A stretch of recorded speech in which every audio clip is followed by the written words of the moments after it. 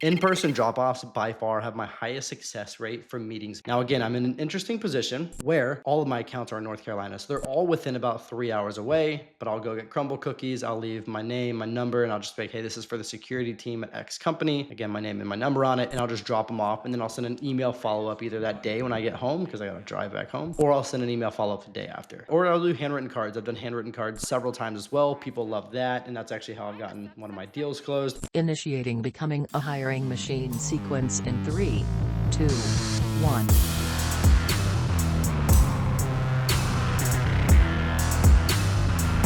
Hey everyone, it's Sam Keenly, and welcome to Becoming a Hiring Machine. This is the show dedicated to fixing recruitment by going beyond saying what needs to change and instead teaches you how to make that change.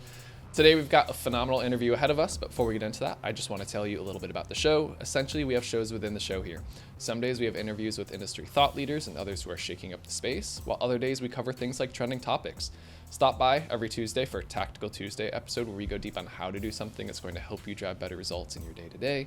Some days we open up for Q&A. Other days you get a mic drop episode from Matt where he shares something that he's been thinking about within the recruitment space and wants you to know. Now, as a reminder, if you love the content that we share here on the show, make sure that you subscribe for more. All right, today we've got the third of 5 interviews with the best biz dev practitioners in the game as part of our August series on all things business development. So I'm willing to bet that for most of us, the hardest part of prospecting is the initial outreach to try to land that first call with a potential client. Do I call them? Do I email them? Do I send them a DM? Then you have the follow-on questions that we often hit ourselves with internally, like, what if they don't respond? Does this look and sound like everything else that they're getting every day? Should I be doing something any bit different with this? So lucky for us, today we've got someone who I'd consider to be an absolute master in this part of the biz dev process, and I know that some absolute knowledge bombs are going to be dropped here. So today's guest is Troy Munson, Senior Enterprise Account Executive at Proofpoint, and also serial founder with his latest company, Demo. So pull out your pen and paper for this one. We're going to have fun. Troy, welcome to the show. Sam, thanks so much for having me. Yeah. Oh, yeah. So hopefully I didn't tee you up with too high of expectations here, but I was telling you before this call, literally every week in our company Slack channel, we've got at least one of your posts that's going through with our BDRs and sales team talking about some tactic strategy that's working really well for you and what you do yourself or help others do to attract new prospects for people that you want to work with. So tell me a little bit, just before we get into like some specific stuff, like tell me about your journey in sales. Yeah, so I actually ended up in sales by accident. I feel like a lot of people end up in sales by accident. It's kind of just like, how do I go make money? I don't know. And then they end up in sales, right? So I was actually going to go to oil and gas, and then oil and gas was really bad when I graduated college. Went to a sales career fair, had no idea how to do sales at all. Besides, like I built like little small things in college, but went to a sales career fair. The first booth hired me and just said, hey, it was like 60K OTE at the time, but they're just like, hey, do you want to come close deals for us? And I was like, sure, why not? And I ended up in sales. That was in 2018. Yeah, so I've been doing this for about 6 to 7 years now. And then went just from your typical small biz sales to mid-market sales to most recently large enterprise sales at Proofpoint. And that's what I'm doing today.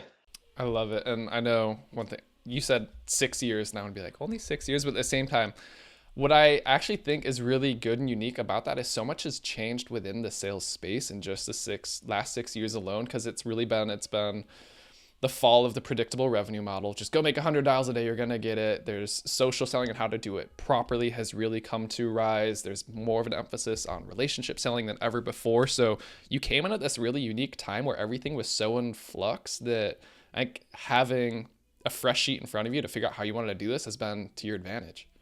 Yeah, yeah. And so to kind of build on top of that, so I was at Symantec. It was my very first company, really large cybersecurity company.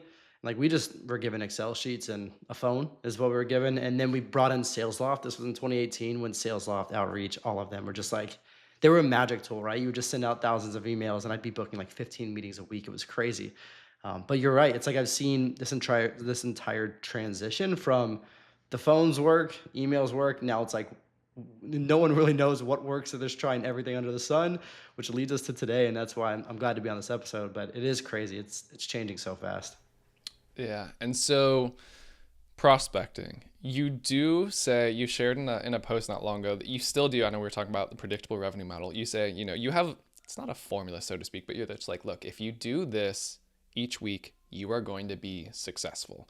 You talk about sending LinkedIn connection requests, sending personalized DMs, sending prospecting videos via email, personalized emails, and even some cold calls. So tell me a little bit about why these, I'll call them fundamentals. Like, why are these still so impactful, and why, if you do them consistently over and over, you can almost guarantee that you will be successful? Yeah, so the way that I think about it, and I would call them fundamentals. So the way I think about it is, how can I become, and we'll probably touch on this a lot throughout this episode, but how can I become a familiar face on many different channels? And so you touched on a few of them, right? Like LinkedIn, okay, go send a connection request. Fundamental. You should be sending your prospects a connection request anyways. But then also personalize your DMs there. But then go over to email and message them on email. Then go over to cold calls and give them a ring, or leave a voicemail. But while you're doing this, the way that I think about it is like, if you just do this every single day, because I still do believe to some extent that it is a numbers game. Like, but I think it's a quality game too. The more quality touches you get, the more quality responses you'll get. Like, it's very obvious. The more bad touches you get, the less responses you get, right? So the way I look at it is, okay, if I can become a familiar face on LinkedIn, they see my name, and then I start commenting on their post on LinkedIn, they'll then see my name as well. Or if I like their post, another thing I like to do that I feel like most people don't is like or comment on posts that they've liked, because you can go see their activity once they accept your connection request. It's like a whole mind game, right? Like, how do you consistently see Troy Munson? And if I'm emailing them, if I'm calling them, if I'm sending them videos, or if I'm sending selfies over either LinkedIn or email, it's like they consistently see my face, they consistently see my name, but it's never a pitch. It's always just some sort of form of, hey, have you seen this? Or have you noticed this? Or here's how we helped with this. It's never really like, hey, here's all the cool features my product does. But at the end of the day, if you do it every single day, like, you will get results. I actually used to sell like these services, these kind of cold email services and cold LinkedIn services back in the day. And it's just the truth. Like, if you do it every single day, by week 3, week 4, like, you will see results. Most people just don't want to do it every day because they don't see results automatically. It's like fitness, right? So Mm-hmm. Yeah, they want that result in the first rep, so to speak. So one yeah. thing you liked, had a former guest on our show. He used this phrase. It absolutely cracks me up to this day. He calls it like, "Don't have sales breath," and that's what you're coming in doing. Is like, you're coming in leading with value, just showing up in very organic, natural ways that, like, any other peer in the space, someone who you just want to have a conversation with. It's not this awkward, overhanging. Like, you can just tell that a pitch is lurking right behind the connection request that they're sending, or it's the same stuff that they just see over and over and over. It's bad. Yeah, sales breath is a very real thing. People can smell it from a mile away. Um, but I recently had a exercise where I let people send me a cold email. I'm only halfway through them. I've looked at 60. I got 124 of them. It's, yeah, all of them, almost all of them. I can't speak in absolutes here. Almost all of them look and sound exactly the same, and there's way too much information in emails these days. Like, you can get your point across so quickly. Mm-hmm. And so that segues well into something that I think you do really well. So you were talking about how you develop the relationship with the person a little bit there, but you have pointed out there are so many ways that you can stand out and be different from everyone else. You even went on to like list a number of different things that you personally do. But most people are just like, I just want to drop it in my sequence, insert personalization token, maybe add a PS. Hey, I saw you went to University of Michigan. Hey, go blue. Like, those things that don't really go a long way, right? So tell me a little bit about what's like just this process of what you do when you first identify, like, you work with strategic enterprise accounts. What's the research that you're doing to get into those accounts? Like, how are you going about it from the company level and then the individual level? Yeah. So, and this, of course, you're talking about strategic accounts specifically. Of course, this changes when you have mid markets and you have hundreds of accounts. You can't look up every single account in that much depth, but I would still tier them out as if you were working strategically. So, if I'm looking at a company, and I'm going to kind of think back to my days when I first started at Proofpoint, where I had to go and get in depth research on all of my accounts so then I can reach out to them. I mean, the first thing that I do is, I always love doing this, is just connecting with the relevant titles that would ever care about my services. So I'd go on to LinkedIn, send a connection request, and every single day I'd send, connection requests to the next company or more at the same company.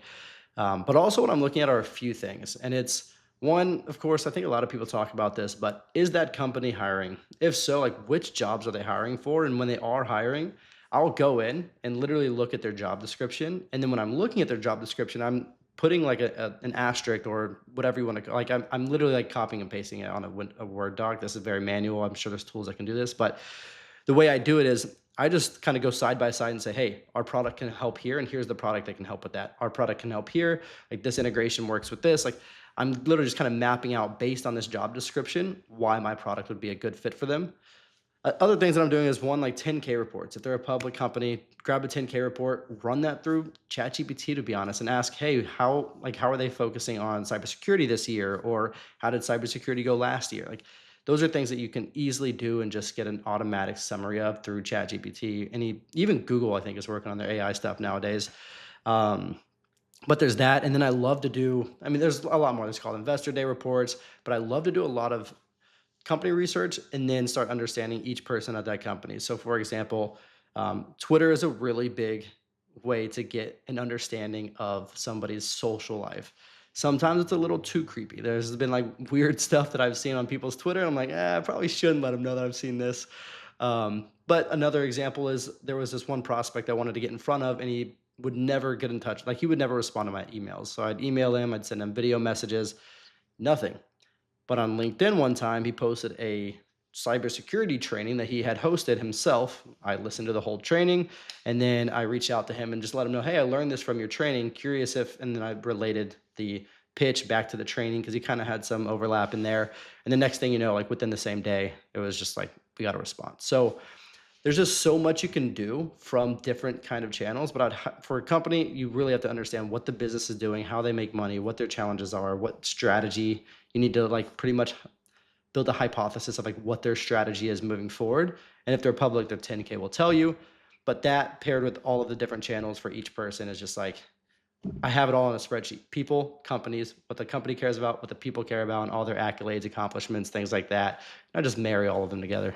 Yeah, and what you spoke about there, especially, is like the relevance side of it. That's where Kyle Coleman was on a few episodes ago, and he talks about the focus now should be relevance over personalization. As we said, personalization is yay, go blue, like adding that PS, but the relevance is you went and sat through that training, you understood exactly what that person was talking about. They hadn't responded to you at all, but you put in the hour, however long that session was.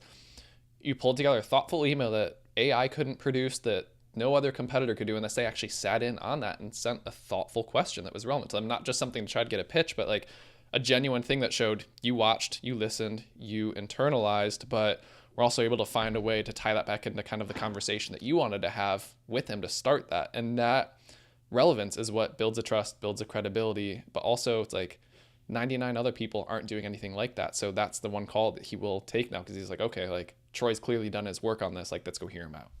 Yeah, yeah, and that's true. And speaking on the relevance part, I'm a very big fan of shorter, straight to the point emails. And you're on the marketing side, so you probably understand this too. However, there is this scenario or there is this caveat that if something is relevant, it doesn't matter how long or how short it is. It could be a 10-word email, it can be a 1,000-word email. If all of it's relevant, then that's all that matters. So, like you said, it is more about relevancy. And same thing with like an ad. Nobody cares if you see an ad if it's relevant to them, right? If it's a relevant ad, then they care. So relevancy definitely trumps personalization.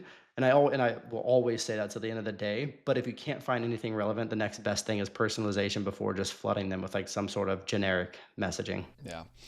And so cold emails.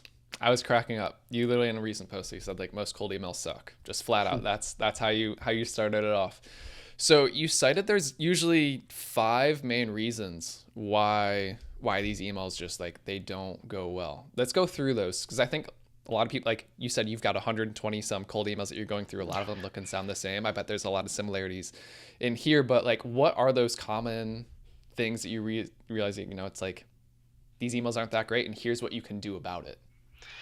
Yeah, yeah, and they are very similar. So I did a exercise a while back. This is where that post came from. Where 34 people sent me an email. Then this one, it was 124 people. I don't know why so many. It's exhausting going through them all, but it's also fun to kind of see how people are reaching out to prospects. So there are 5 things. I mean, there's way more, right? But the 5 things that I typically see in every single email is One, like the email is just too long. Like if I'm clicking on my phone, I have to scroll a few times to read through the entire email. Like that's way too long. If somebody's on the go, especially if you're reaching out to C level or somebody, that's got a little bit more power or up in there and the executive team, they're usually too busy to read a long email, right? And then a lot of times they're on the go. They just want to see something quick. So one is like the length, and that length then funnels into the reason why it's so lengthy is because people just add things in there to make it feel like they're delivering more value, even though it's a bunch of fluff. Like there's a lot of, and even to myself this day, I still have to read through my emails. I'm like, why did I just add that sentence? Like there's no reason to add. For example, if you're like our customers get a significantly better ROI. Like you don't need to add the word like significantly better. Like you can just make it much more succinct and clear about what you provide versus adding like these adjectives that go around all these words just to make it sound cool and smart and stuff. Um, Another thing I see is there's actually one email that I recently read because I read them every morning right now. And it's just like, I actually responded saying, I can't edit this email because it's so long. And all it is a pitch about what you do. I have no idea what kind of challenges your customer might have. So it's just like, we. And I just looked down. I was like, we do this, we're this, and then there was like bullet points and like three links about how cool they were. And it was insane. So a lot of times the third thing is a lot of people talk about I or we. And it's less about like, hey, you're probably experiencing this because I noticed this that you were on, or I noticed that this job was just recently posted. Um, I think the fourth thing is probably the subject line length is a really, really big issue. There's a lot of subject lines that just fall off because they're so long. Like you can't, it's almost like a pitch in the subject line. So you're like getting pitched at first and then you get pitched again. So there's a lot of subject lines that are just way too long. It doesn't even finish. And so I think that that's the fourth thing. And then the fifth thing would be call to action. I go back and forth on this. I personally believe that if you're sending out a decent amount of emails, your call to action should be something short. Like, are you curious in this, and is there any interest, or is it worth exploring? I do think that. Like, I will literally make it two words: worth exploring, worth chatting, whatever. I think that's good. But there are other scenarios where you can like tie a question to a call to action, which have worked decently well for me. And like back when I was at Metadata before Proofpoint, it was like, hey, I noticed that you're getting personal emails from your LinkedIn ads. Is it worth seeing a new way to run LinkedIn ads or whatever it was back in the day? And that actually worked really well. But it's because I tied a pain to the question. But there's some that are like, hey, can I bother you for a 30-minute briefing next week to discuss your strategies in 2024? Like horrible. Like just don't do that. It sounds awful. So those are like the five main things that I see are wrong with most emails. And it's part of you just want to say, like, would you talk like this? If you had this person sitting next to you at lunch at an elevator, would you really say, do you mind if I steal 30 minutes of your time for a quick briefing next? Like, no, you'd be like, hey, can I show you something pretty cool that I think you'll like? Yeah. I think Jen, and I think you'll have her on this, but Jen made a post the other day, and it said, imagine the email that you're sending. Instead of sending an email, you go up to them at a conference, and the first thing you say is that email. Like, would you actually send that email to them? And the answer is no. And another way I look at it is, if this email went viral and everybody saw it, or if you're sending this email to your next boss to get the job, would this email sound the same? And I mean, it's no. The answer is no. It's not. You'd probably change it. So. Yeah. Yeah. I think a lot of it, yeah, as you said, we want to try to add so much value, perceived value, and usually that comes in the form of fluffing up how smart we want to sound, anything else.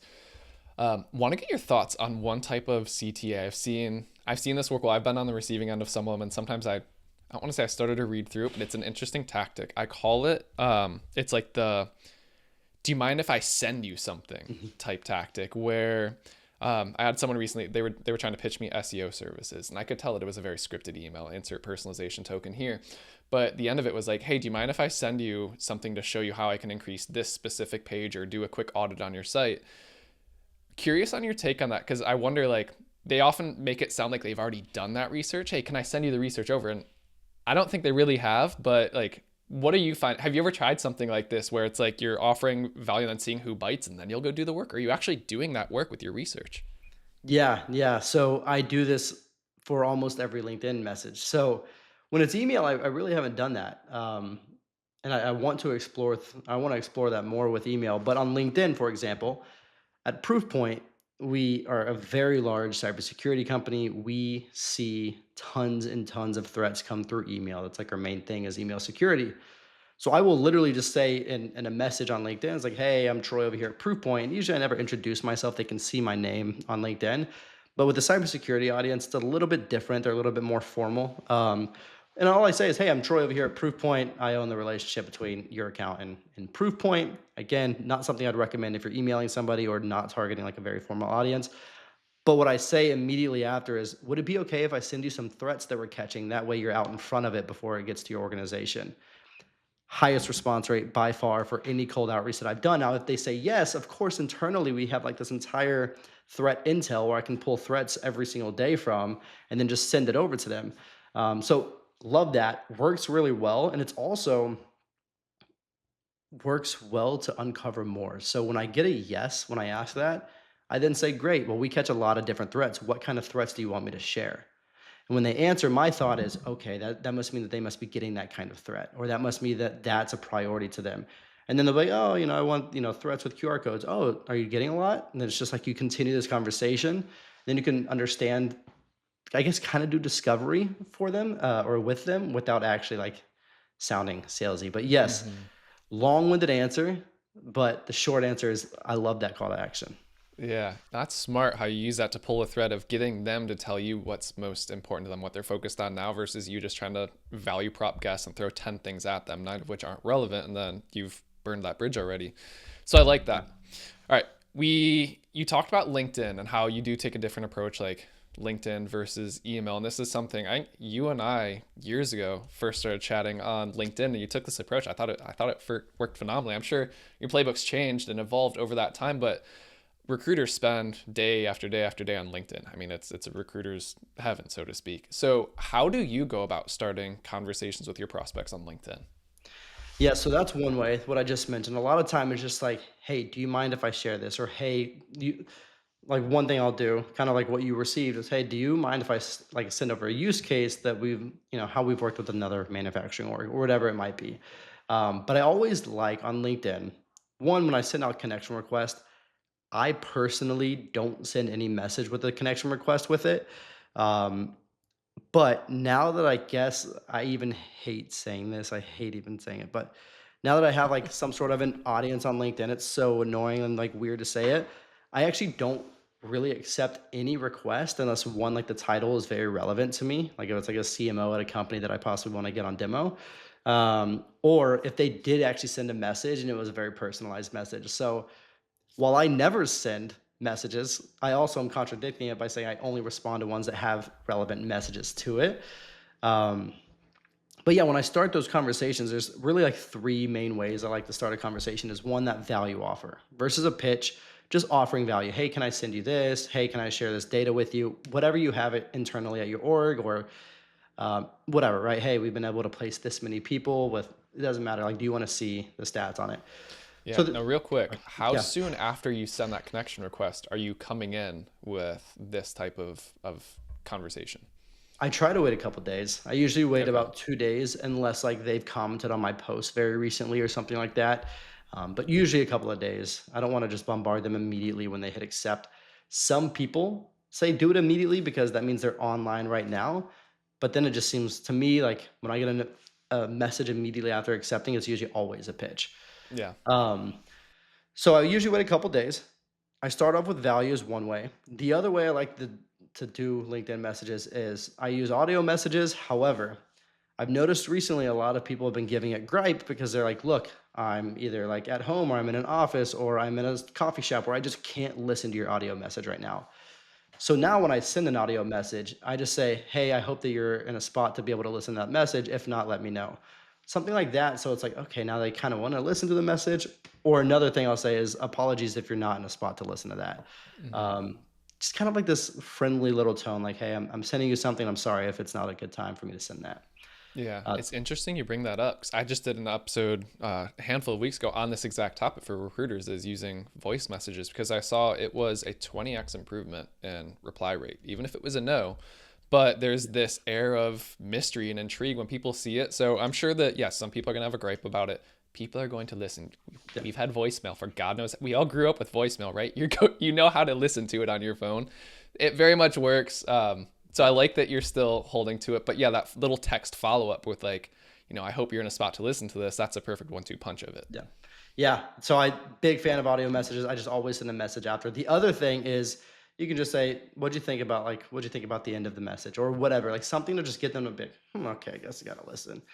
And that sounds like that sales breath right there, but it just the psychological games. Hmm. The third thing, and I actually just got the best, this is very timely. I just got the best video message on LinkedIn that I've ever gotten in my entire life yesterday. So when you're on LinkedIn mobile, you can record a video and then send a video over. I love it. So like when I'm on a dog walk or something like that, that's when I'll actually send a video message over. So it's very humanizing. It's like I'm just walking my dogs. I wanted to reach out to you. And people love that. I usually keep them like 30 to 40 seconds long. Just, hey, here's who I am. Here's what I can possibly solve for, or here's what I noticed. Here's how we can solve. Is it worth chatting? But love, like I said, I just got one yesterday. It was so good. It was about, hey, I just saw you launch demo, and this is what you'll probably run into. And I'm like, I will run into that. So, yeah, video messages I love, but same thing. They have to be in a spot to watch it. But at least you don't have to be like, hey, sorry you couldn't listen to that because they see you, they see a picture of you, they know it's a video, so it's just like, all right, they'll get around to it. But yeah, those are like the three main ways: value based, audio, and video. Okay. I like that. And then between when you're sending all those different messages, if they're active on LinkedIn, are you engaging, commenting on other posts in the interim? This isn't just to like connect, wait 2 days, message, wait a day, email. Like you're constantly engaging with them in other ways here, right? Yeah. So one is absolutely like I go, if you have Sales Navigator, I don't know if in the recruitment world they do. They might have LinkedIn Recruiter. They're actually on demo, so I kind of know how that platform works. But with Sales Nav, I have a list that shows all of my leads, and it just is a dashboard of every single lead that is posted in the last whatever. It's constantly updated in real time. So I just go through and I comment on all of their posts, and it's never like great post. It's really like, oh, I like what you did here, or I like this article is really interesting about XYZ. So it's always like something a little bit more informative, and it shows that I actually read or looked at whatever they posted. But yeah, constantly liking, constantly commenting, and then I post a lot as well. So it's also like, do you see my name when I'm posting? I'm not sure because the algorithm's weird, Mm-hmm. um, but yeah, I'm always trying to engage as much as possible on every channel. I like that. And you're not just hitting the AI generated comment, which makes everyone Dude, cringe. They're the worst. worst. That was the worst feature. That was the worst feature. All right. So on video, you're talking about how you use it for prospecting. One other thing is I like how you follow through with video in different stages of the sales process. So even after you've had that first call, like tell me about how you're doing it with them post, you had that first chat with them on Zoom, you met with them in the office. Like what other ways are you using video as part of your process? Yeah, so I actually learned this one from a girl named Rachel who worked in metadata. So if she ever listens to this, shout out Rachel. But every single time, so of course prospecting is one, but every time that she would end a discovery call, she would recap it in video format. And she had tons of engagement on those videos when she would send a recap of the summary. So of course it was like a text summary, but it was also a video summary, which it did extremely well. And then you can see, usually if you have a tool, you can see like which people from that call actually viewed the video, how long they viewed it for. Like that kind of stuff's always nice because then you can see like who cares and who doesn't. Um, Another interesting way that you can use video is, let's say you have a call and there's four people that have been invited and you haven't met those four people. You can send them a video before the call, just introducing yourself, just become a very, again, familiar face. I'm a huge fan of that word, but be a familiar face with everybody that you're working with. But I'm very, very bullish on that one. Like, hey, and it could be very quick. Hey, I'm Troy Munson. We're going to speak in like whatever Tuesday of next week. I just wanted to introduce myself. If there's anything that you want to hear, just let me know. So there's that that you can send. And then one is only if you've built a strong enough champion in a deal. And so if your audience is going through this, a lot of times you talk to usually like somebody below the decision maker that's going out and evaluating a solution. They're kind of like sending them out there to do it. But sending a video to that decision maker and just explain like, hey, it's been great working with your team, XYZ other problems that we plan to solve for. And then a lot of times it's like one, again, learn this from Rachel as well. She's really smart. She would send a gift card to the decision maker and say, hey, do you mind sending this over to that champion? Would love to show them my appreciation. So then it's like the decision Hmm. maker sends it down to the champion. It's like, hey, this is for you from Rachel. Like it all just comes together in one huge circle and it just works really well. So yeah, That's an interesting. She knows psychology well. She's dude, she, that's a masterclass. yeah, she's great. She's great. Okay. All right. So we've covered video, we've covered LinkedIn, we've touched on email. One other channel that you talk about a lot that I recruiters use all the time with candidates, but I don't think they ever use with clients is texting. So tell Mm. me about your approach here and why you're so bullish on it.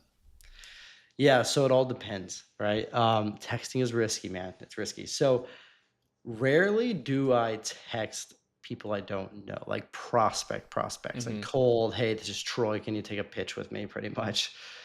Rarely do I do that. And I've done it once and it turned into like one of the most successful meetings I ever had. So, and I'll tell this story before I get into how I actually use texting. But once I texted somebody, I also emailed them. So I emailed and then I immediately texted, like, hey, this is Troy. I just sent you an email. And she said, how did you get my number? And I, basic stuff, we have a database. It has your number here. And she just said, like, I hate how my number's on those lists. Well, luckily for me, there's a .gov article that shows you how to remove your number from every single call list. And I hope people don't do this on here because then that lessens the pool of prospects. But I sent her the article on how to remove her number from block list, and she was like, "Ha ha ha! That's so funny that you sent me a way to block you." And next thing you knew, like this like little candor that we had over text ended up into a meeting, and it was one of the best meetings I've ever had in my life. So that was texting a prospect, but I don't do that often. I don't do that often. However, I always say, and actually, that person who video messaged me yesterday, this guy's great. He's a BDR. He's at a company called Leader, and so I almost want to shout him out by name, but I won't. And so then he said, I told him like, hey, this is a great video message. And he said, thanks. Well, does it make sense for me to at least get your email or phone number so we can text when the time comes? I'm like, oh, he just asked me like so subtly. I'm like I want to give you my email and phone number now because he kind of just asked. It's that email/phone number, and so that worked really well. I was like, wow, it's a good move. But the way I typically ask for it is just like, hey, like especially when I'm working in the middle of a deal and I'm working a deal, and I have a champion. This is actually a good test to know if you really have a champion as well. So somebody that will actually sell your product internally. I just say, hey, look, inboxes get really noisy, and a lot of times you might miss some important information. Is it okay if we text over important things? And many times they'll say yes. There's only been one time I've ever had an awkward scenario, but like it wasn't awkward enough to like derail the entire deal. And if it is awkward or if they say no, it just means they don't trust you enough to give it to you. So there are those very rare cases where they just really don't want to do texting with any business matter. So I get that too, but usually it all works out.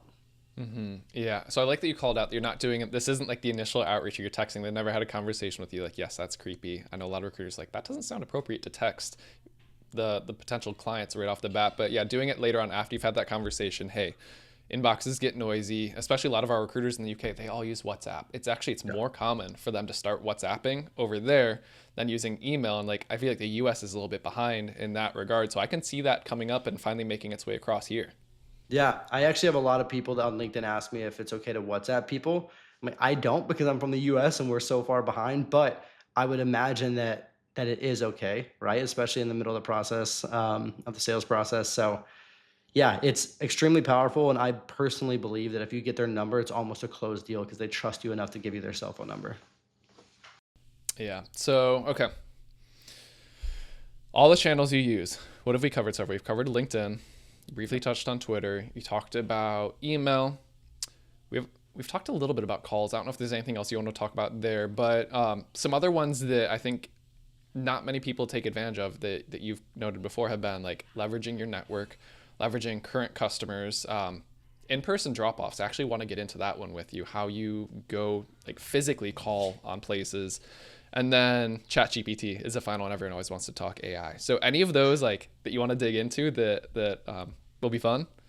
Yeah, so I'll say a few things. So on calls, I'm in a very interesting position where I only have 9 really large accounts here in North Carolina, which means I really only have like 50 people that would want to get a call from me. Well, probably don't want to get a call from me, but I can actually reach out to anyways. So I don't do a lot of cold calls today. I wish. I used to love cold calls. And to me, it's all about tone and your inflection on the call. But in-person drop-offs by far have my highest success rate for meetings booked.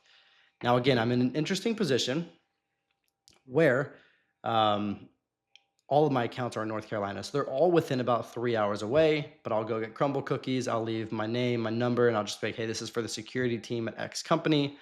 Again, my name and my number on it, and I'll just drop them off, and then I'll send an email follow up either that day when I get home because I got to drive back home, or I'll send an email follow up the day after. But in person drop, or I'll do handwritten cards. I've done handwritten cards several times as well. People love that, and that's actually how I've gotten one of my deals closed. So I love doing that. Now, a lot of people have accounts all over the world. So the only closest thing to do that is whatever CRM you have, just go ahead and run some sort of filter to see which headquarters are closest to you, and then just do it to the ones that are closest to you because the ROI is crazy. I think somebody reached out to me and said they went to like 23 different headquarters and got a response from like 12 within the first day. So those you just don't see those numbers anywhere else, but it's also a lot more work and not scalable. So those are the things that usually pay off with the non-scalable Hmm. things, but Yeah. love in-person drop-offs. And I Hmm. And always no try one's, to go ahead, sorry. no, I was gonna say, no one's doing those anymore, so it makes sense. Yeah, and I always try to ask for the person I wanna talk to while I'm at the like, usually I go to the security desk, I'm like, "Hey, is this person here?" And they're like, "Let me call," and they always call on them, and, so far I'm 0 for, like, 6 on that at Proof Point specifically, but that's okay. One of these times they'll be there. Just saying there's a chance. I know. Yeah, yeah. I feel like yeah, anyone that turns down Crumble cookie unless they have like a gluten allergy or something else, that's a tough one to be like, all right, I'll give them a call. Yeah. Um, Yeah. I like that. That's a smart one. That's yeah, as you say, it's funny seeing you talked about in-person drop-offs, you talked about handwritten notes. This is something we've talked about here a little bit before. Like these are timeless things that have been done for I don't want to say like hundreds of years, but a really long time in business, right? Like handwrite your notes, go call on people. That only recently since the digital age started really 20 years ago with the advent of email, text, all of that, that people started to be like, oh, I could do this at scale, like every software company's favorite words. So you're starting to see this pendulum swim back to this personalized like relationship, human to human interaction, and that's what gets you so much farther ahead than any like you have tons of competitors, I'm sure. Yeah. Yeah, it does, and I've made a post about this before, and I don't wanna sway anyone one way or the other, but I've dropped all of my when I was at Metadata, I dropped this actually. So this is about 2 years ago, 2.5 years ago. Heck, maybe 3 at this point, but I completely stopped using any sort of automation tool to do any emails. However, I will say again, if you're in a position where you have hundreds of accounts, a lot of times people will tier them out, right? So I think the top tier should never get automation. That's how I always believe it. And then like your tier two, tier three should just be some sort of value drip campaign with occasional personal slash relevant outreach here and there. But yeah, I don't use automation. I don't use automation right now. I don't see a point. Yeah, that's interesting how you say that because obviously we have an automation part of our platform, but how you're going about it is you still have that list organized of them. You still know exactly what you want to do. You probably I don't want to say you don't have a script. You kind of have this playbook of what you want to be doing to develop the relationship, whether that's email, text, phone call, but it's more you have a reminder set for yourself. Hey, I need to get in touch with them in some way this week. And you always have those little touch points. So that's where it's like, again, whether you're using an automated email to do that, or if it's a note to yourself to be like, hey, go find out what's new with them this week and reach out to them in the channel that works best for them based on what you know of that relationship. That's the most important thing. Oh yeah, yeah. So I always know, again, here, proof point, I always know. I'm going to speak more in metadata terms because I had so many more accounts.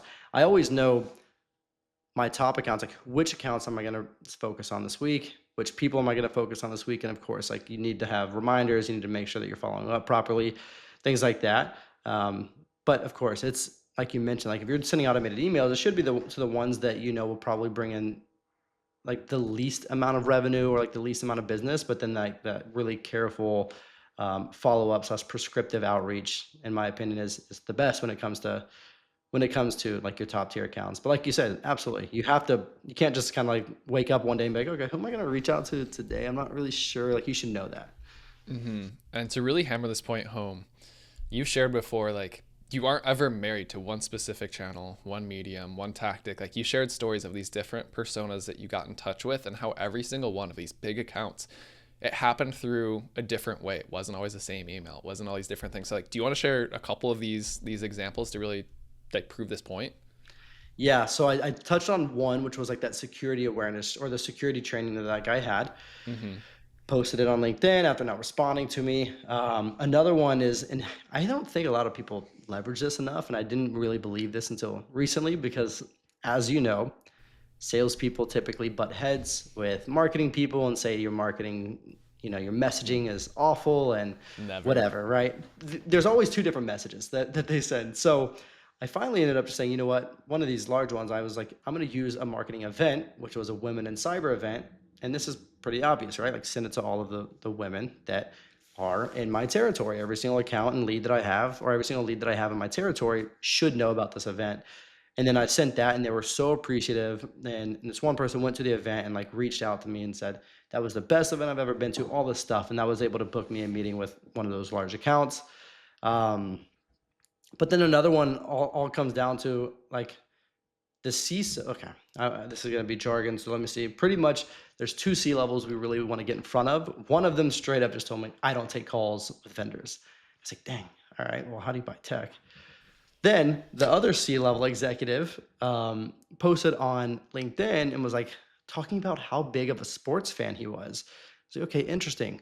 And we had just ran a kind of like an internal meeting maker kind of thing where you can invite them out to a sporting event or any sort of event of your choice. It could be a concert, it can Hmm. be this, it can be that. So it was football season around the corner, and I messaged him just saying, "Hey, like, do you mind if I buy you and the other C level a ticket to go to this sporting event? Would love to go with y'all." And he essentially said, "I'm not allowed to take this ticket, but I will put in a good word. However, I thought that you competed with X, Y, Z." And I was like, "No, we have a strong partnership with them," and that's what led because he always thought that we were competitors to what they have today.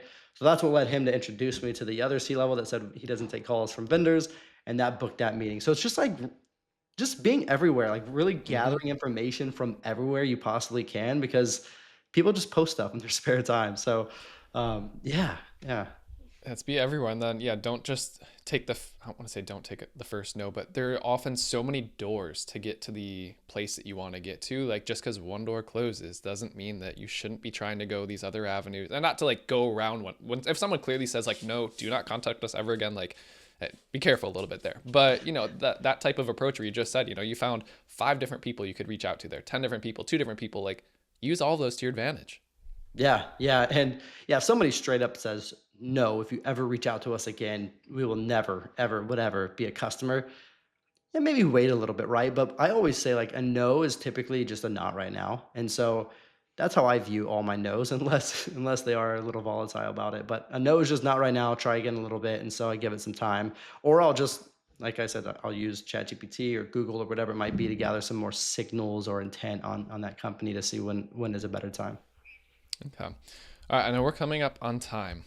I have 2 final avenues we can go. I want to, whichever one you think is going to be more impactful here. So these are I call them like once someone's in your pipeline approach. You have your philosophy on incremental follow ups and how to continue to stay in touch with people. And then you have your just like, hey, here's flat out 3 things you can do to increase your win rate. Which one of these do you want to cover? We can do the incremental follow-ups. And I say Okay. that even though the other one sounds more enticing, I think the incremental follow-ups is what helps me personally close more deals, especially at a strategic and enterprise level. So Okay.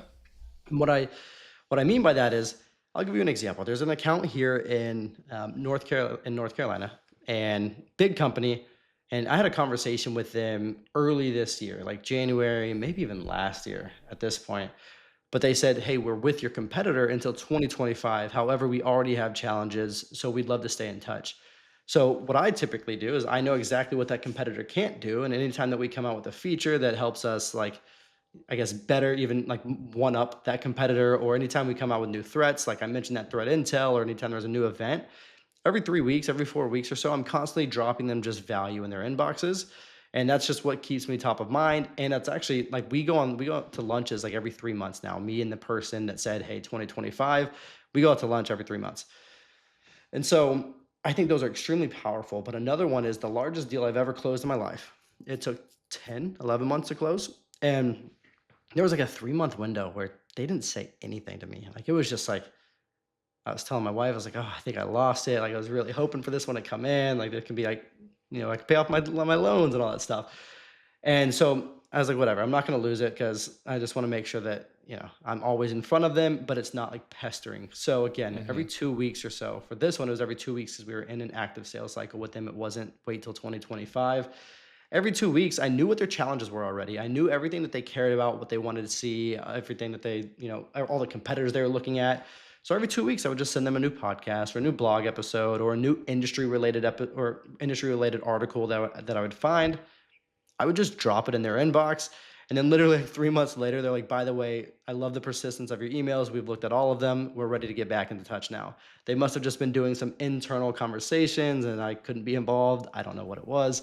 Hmm. But it's always gone appreciated when I'm consistently sending things that aren't like hey, just following up or, hey, are you ready yet? Like, it's Yeah. just, hey, here, you should check this out because it's helpful Hmm. for you. So yeah. Yeah, it's the same exact approach as like just sending a friendly nudge that you read that email, you just want to throw your laptop out the window. It's just a much better version of doing it because it's accomplishing the same thing, but you're adding value by doing it, not instead of guilt tripping them, making them feel bad, feeling like they've got something hanging over them. So I like that subtle shift in how you approach it. And obviously it works incredibly well. Yeah. Yeah, it So does. cool. Well, Troy, this has been fun. This has been a blast. I really appreciate you coming on, joining, sharing this knowledge with us. As we say, a lot of recruiters have the opportunity to learn like the principles of business development, of prospecting well, of developing relationships. This spans any industry, any software, any services, whatever it is that you're working on. So being able to take the learnings, the different things that are working really well for you, I'm excited for recruiters to start to get to know. So as we wrap, like any places that you'd recommend people follow you, learn from you, like obviously you're on LinkedIn as we've been talking about, like how would you suggest that people follow along? Yeah, so that'd be the biggest thing is if you just follow me on LinkedIn. I post twice a day, every single weekday. Like I always will, until I get burnt out. But I'd say just look up Troy Munson on LinkedIn. Hopefully, I'm up there somewhere. But that's the best place to follow along. Perfect. All right, Troy. Well, I appreciate you joining for this one. This has been a blast. So as we wrap, Becoming a Hiring Machine is a production of Loxo. If you love this episode, which I know you did, but you're not sure where to go next, we've got a link to a similar one in the show notes, and you can find that in the description of your favorite podcast streaming platform. If you love this episode, make sure you leave us a quick rating, share it with people. Send Troy a DM, letting him know how much he loved it and what you started using with the advice he shared. So everyone, appreciate your time. Thank you for joining us for an incredible interview with Troy Munson. Until next time, bye y'all.